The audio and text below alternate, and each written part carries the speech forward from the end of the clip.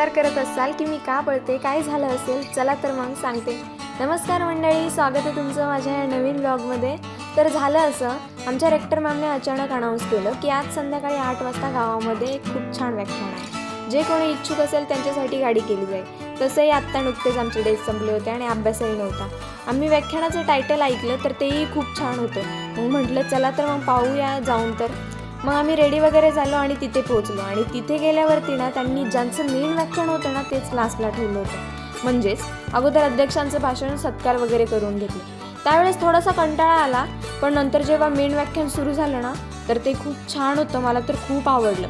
Actually ना त्यांना डोळे नव्हते, तर त्यांना आलेले अनुभव ते सांगत होते आणि त्यांचा बोलण्याचा टोन आणि त्यांचा आवाज खूप गोड होता। कधी सुरू झालं आणि कधी संपलं कळलंच नाही। त्यानंतर ना त्यांनी जेवणाची व्यवस्था केली होती आणि ते पण टेरेसवरती, खूप सुंदर अशी, आणि खूप मस्त होतं जेवण। त्यानंतर हॉस्टेलला रिटर्न जाण्यासाठी ना तर टेम्पो आणला होता।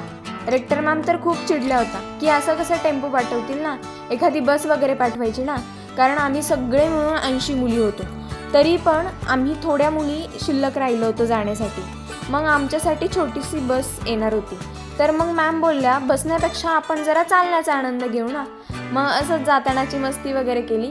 मग गाडी पण आली, हॉस्टेलला पोहोचलो। लगेच काकांनी हॉस्टेलचं लॉक वगैरे ओपन केलं, त्यानंतर आतमध्ये गेलो। नंतर मग परत आमच्या रूमचे लॉक ओपन केले। फायनली पोहोचलो आमच्या रूममध्ये। तर मग असा होता हा माझा आजचा व्लॉग। आवडला असेल तर नक्कीच लाईक करा, कमेंट करा आणि सबस्क्राईब पण करा। तर चला मग बाय, गुड नाईट, भेटूयात उद्याच्या नवीन व्लॉगमध्ये।